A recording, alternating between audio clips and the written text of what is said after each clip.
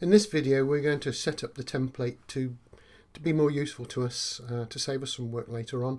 It's up to you, you can just go with it now and start using it, but I would advise against that one at the moment. So if we go to class notebook, and we're going to get the 4 objects, this time I'm going to click on manage notebooks, and it's going to give me a list of the notebooks that I've got, and the only book that I've got is template. And as we can see, we've got all of the folders: class notes, homework, Meg, term 1 to term 6. The one below that you see is the fact that I belong to a computer science course as well.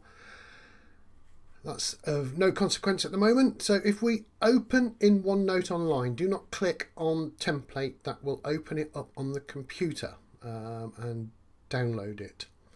Always open in OneNote online.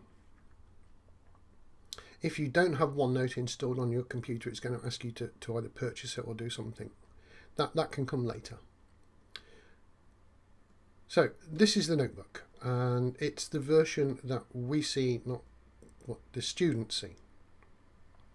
So the first thing I want to do is actually clear out a lot of this stuff. I might keep the welcome section, but definitely get rid of the pages. So if I just right click and choose delete on all the pages, I can get rid of those.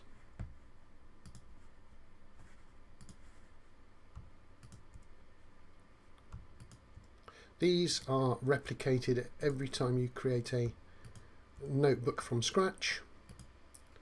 So if you want to read them, you can. But basically, in your notebooks, you will want just blank areas.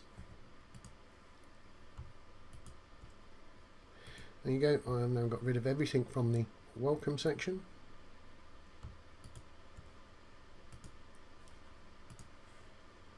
And in the collaboration space there is one also.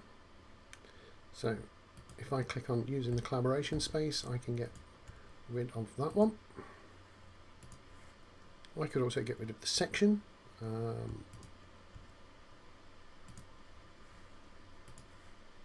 And the same goes for the content library. I have a friendly guide telling me how it works, which I don't particularly want. There we go. So I've got rid of everything that was given to me, and now what I'm going to do is replicate in my content library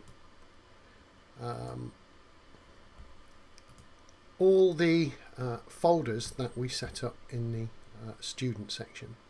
So if I add a section, we had a section called term 1.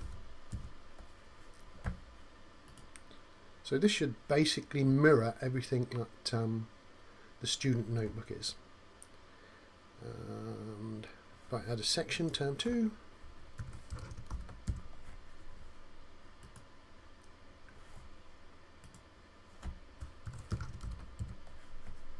now the idea behind this is that you set your work in the shared folder, which is the content library, in these sections, and the students will come to the section. They'll get access to it because it's a shared folder, and they could copy things from one area and save it in the mirrored area in their own notebook. So it's quite useful for that.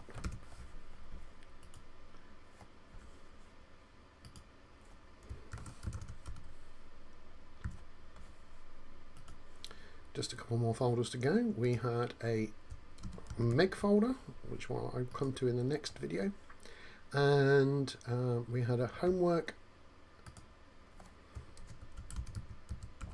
where we should expect all the students to store their homework, and we had, it's escaped me for the time being, but we had another section which was class notes.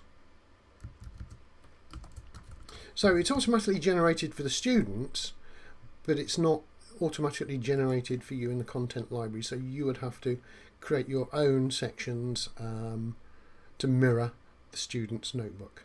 So that's it set up. We've deleted unwanted stuff, and we've set up the content library. I'm going to show you what I'm going to do with the Meg in a second, so we'll stop this video and move on.